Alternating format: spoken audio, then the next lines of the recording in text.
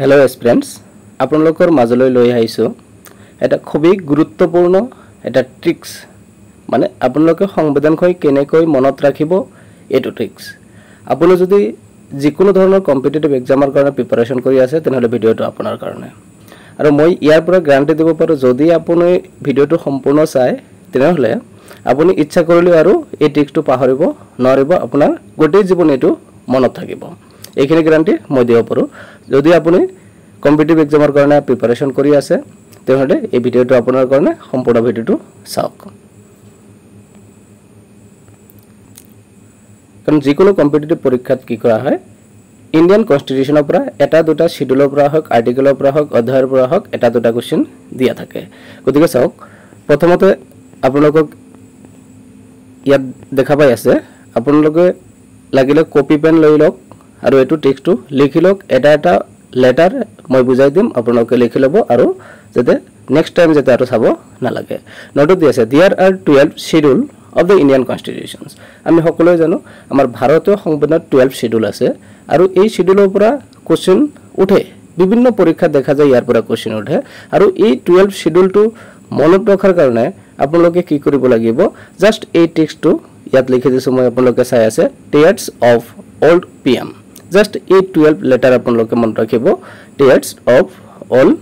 pm এইখিনি মন ৰাখিলে আপোনাৰ টেক্সটটো ধৰি লওক আপোনাৰ 12 শিডিউল মুখস্থ হৈ গৈছে আৰু আপোনাক পঢ়িব না লাগে চাওক এটো মই বুজাই দি আছো আপোনালোকে চাই থাকক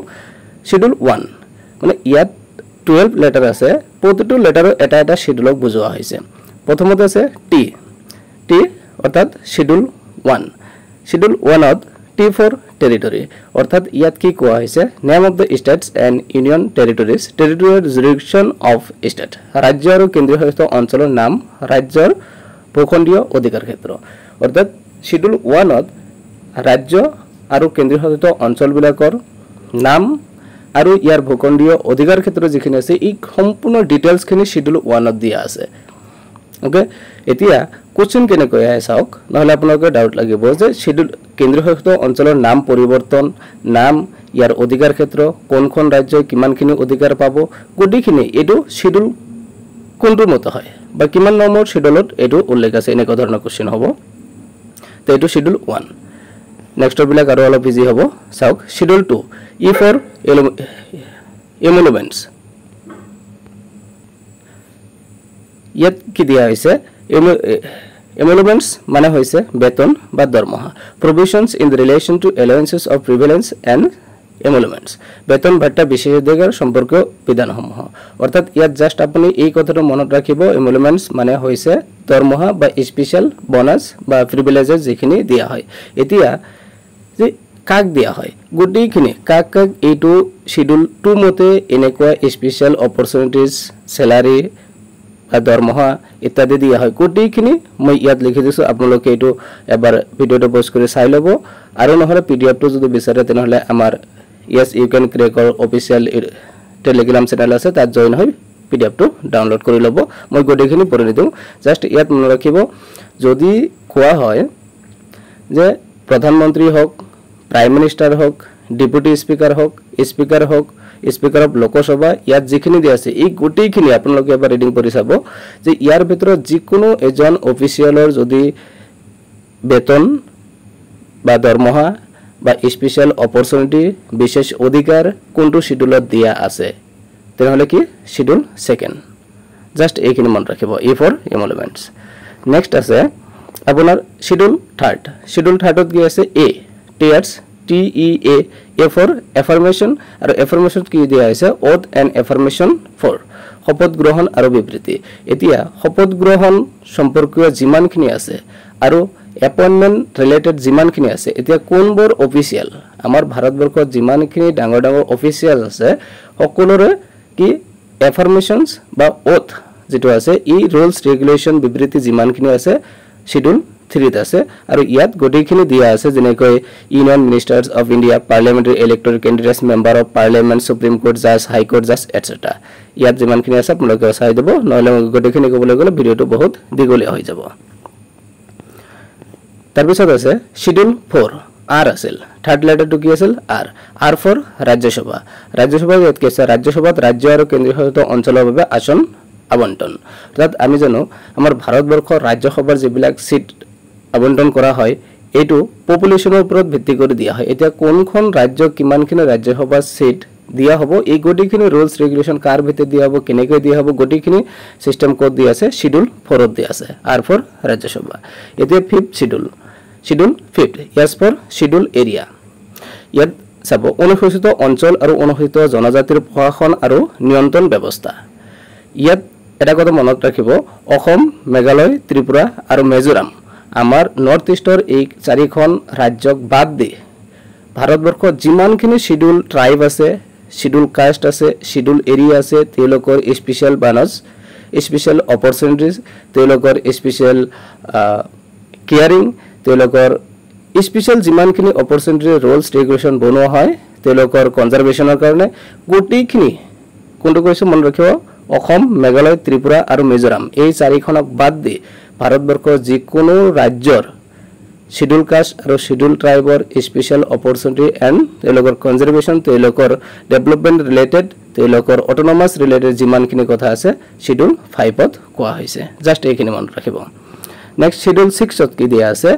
6 ত কি আছিল O for other schedule areas এতিয়া O for other schedule areas কি দিয়া আছে যিখিনি মই অলপ আগতে অসম মেঘালয় আৰু ত্ৰিপুৰা মিজোৰাম ৰাজ্য জনজাত অঞ্চলৰ প্ৰশাসন ব্যৱস্থা মানে 6 শিডিউলত কি দিয়া আছে আদাৰ্স স্টেট বিলাকক বাদ দি আমাৰ নৰ্থ ইষ্টৰ অসম মেঘালয় ত্ৰিপুৰা আৰু মিজোৰাম ৰাজ্যৰ যিখিনি শিডিউল এৰিয়া আৰু শিডিউল ট্ৰাইব তেওঁলোকৰ স্পেশাল প্ৰিভিলেজেস তেওঁলোকৰ স্পেশাল অপৰচুনিটিজ তেওঁলোকৰ অটোনমাস যিমানখিনি আছে গোটেইখিনি 6 শিডিউল এৰিয়াত দিয়া হৈছে এই কাৰণে কিন্তু আমাৰ বিটিএডি যেনেকৈ আছে এটো 6 শিডিউল এৰিয়াৰ ভিতৰত পৰিছে আমি 5th শিডিউল নকও কাৰণ এইখিনিক বাদ দিয়ে নেক্সট শিডিউল 7 ত কি দিয়া আছে ইয়াত ভালকৈ অলপ শুনিব আৰু এই গোটেইখিনি যিখিনি আছে আপোনালোকে পিডিএফ টো পাই যাব কিন্তু আপোনালোকে যদি বিচাৰে তেনেহলে আমাৰ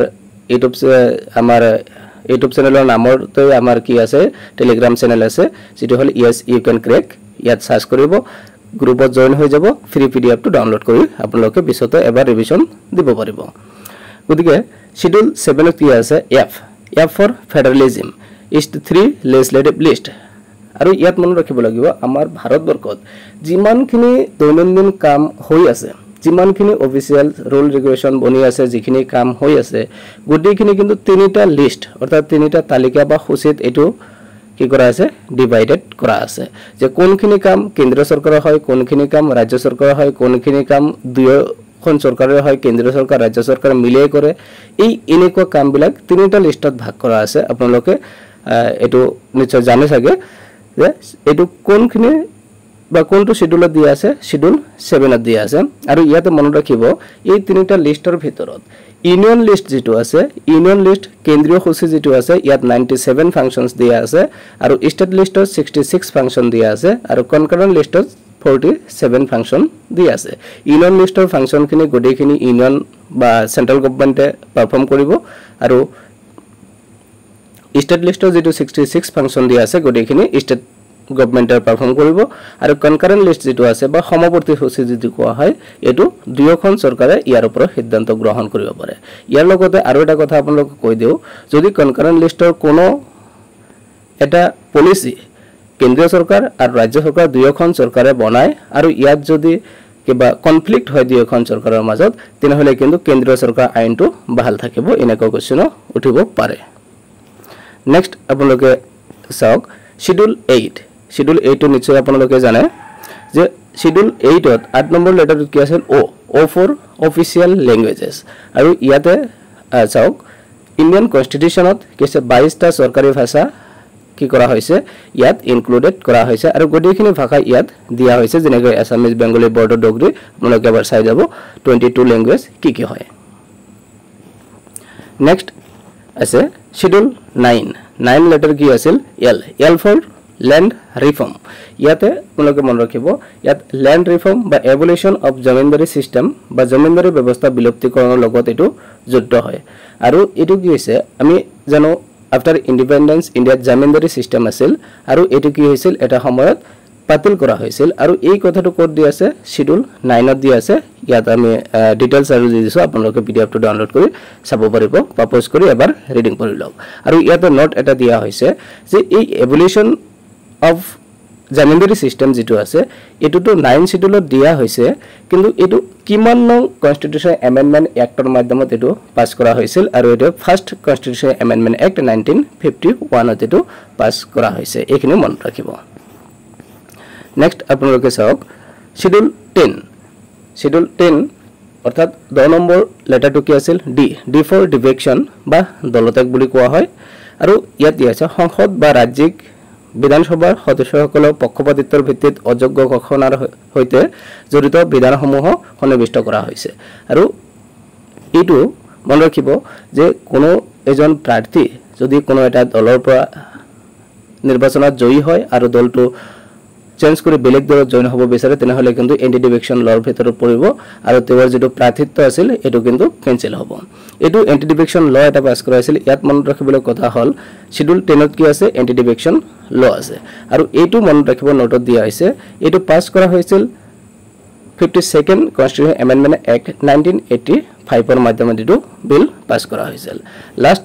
আমাৰ যেটো টিয়াৰ্স অফ ওল্ড পিএম যেটো ট্ৰিক্স আছিল এই ট্ৰিক্সৰ 11 তম যেটো আছে 11 নম্বৰ লেটাৰটো কি আছিল পি ফৰ পঞ্চায়ত অৰ্থাৎ ইয়াত কি দিয়া হৈছে পঞ্চায়তসমূহৰ ক্ষমতা কৰ্তৃত্ব আৰু দায়িত্ব নিৰ্দিষ্ট কৰা বিধানসমূহ সন্নিবিষ্ট কৰা হৈছে ইয়াত টোটাল 29 ফাংচনস দিয়া আছে পঞ্চায়ত সিস্টেমত পি ফৰ পঞ্চায়ত 11 শিডিউলত এটো দিয়া হৈছে পঞ্চায়তী ৰাজ ব্যৱস্থা যেটো আমাৰ আছে পঞ্চায়তী ৰাজ সিস্টেম যেটো আছে ইয়াত যিমানখিনি ৰুলস ৰেগুলেশন নীতি নিয়ম আছে গোটেইখিনি কিন্তু শিডিউল 11 মতে এটো ফাংচন কৰা হয় বা শিডিউল 11 ত দিয়া আছে আৰু পঞ্চায়ত ব্যৱস্থাৰ টোটাল কামৰ যেটো তালিকা ইয়াত 29 ফাংচনস ইয়াত দিয়া আছে ইয়াৰ লগতে মন ৰাখিব যদি পঞ্চায়ত ৰিলেটেড যদি আৰ্টিকেল দিয়ে অনুচ্ছেদ দিয়ে তেনেহলে কিন্তু এটো আৰ্টিকেল 243 হৈ যাব এটো শিডিউলৰ কথা আৰু ইয়াতে আপোনালোকক আৰু এটা কথা মই জনাই দিও এটো জাস্ট ইন্ডিয়ান কনস্টিটিউশন 12 শিডিউলৰ ভিডিও হৈ গল আৰু এটা আছে কৈ দিম যদি আপোনালোকে সেম ট্ৰিক্সত যদি সংবিধানখন সম্পূৰ্ণভাৱে কেনেকৈ মনত ৰাখিব লাগে যেনেকৈ পাৰ্ট আছে যিমানখিনি পাৰ্ট কেটা বা মেন ইম্পৰ্টেন্ট আৰ্টিকেল কেটা ট্ৰিক্সৰ মাধ্যমত আমি কেনেকৈ মনত ৰাখিব পাৰো এনেকুৱা যদি ভিডিও আৰু আপোনালোকৰ লাগে তেনহলে কাইন্ডলি কমেন্ট কৰিব আৰু আমাক অলপ সাপোৰ্ট কৰিব যাতে আমি নেক্সটত যদি আপোনালোকে বিচাৰে পাৰ্ট আমি কেনেকৈ মনত ৰাখিব পাৰো বা আৰ্টিকেল বিলাক কেনেকৈ মনত ৰাখিব গোটেইখিনি ট্ৰিক্সৰ মাধ্যমত আপোনালোকে এনেকৈ দি দিম ওকে ইয়াত নোটছত আৰু এটা দিয়া হৈছে চাব পঞ্চায়তৰ যেটো সিস্টেম এটো কিন্তু 73rd কনস্টিটিউশন এমেন্ডমেন্ট এক্ট 1992 ৰ মাধ্যমত এটো আইন পাস কৰা হৈছিল আৰু শিডিউল 12 অৰ্থাৎ লাষ্ট যেটো লেটাৰ আছিল M tiers of old PM M for municipalities অৰ্থাৎ পৌৰসভাসমূহৰ কথা ইয়াত কোৱা হৈছে আৰু আমাৰ পঞ্চায়তৰ সিস্টেম যেটো লোকাল গভৰ্নমেন্ট সিস্টেম যেটো আছে এটো দুটা ভাগৰ ভাগ এটা হল ৰুৰাল এৰিয়া আৰু এটা হল আৰবান এৰিয়া আৰু আৰবান এৰিয়াৰ কাৰণে হল এম ফৰ মিউনিসিপালিটিজ ইয়াত কি হৈছে পৌৰসভাসমূহৰ ক্ষমতা কৰ্তৃত্ব আৰু দায়িত্বসমূহ নিৰ্দিষ্ট কৰা বিধানসমূহৰ হৈতে জড়িত আৰু ইয়াতে মুঠ 18টা ফাংচন বা বিষয় ইয়াত দিয়া আছে যে মিউনিসিপালিটি বিলাকে কি কৰে টোটাল 18 ফাংচন পাৰফৰ্ম কৰে তেওঁলোকৰ নিৰ্দিষ্ট জুৰিডিকশনৰ ভিতৰত আৰু পঞ্চায়ত ব্যৱস্থাত কেইটা আছিল 29 ফাংচন আছিল আৰু ইয়াতে নোটছত আৰু এটা দিয়া হৈছে যে যেটো মিউনিসিপালিটি এক্ট অৰ্থাৎ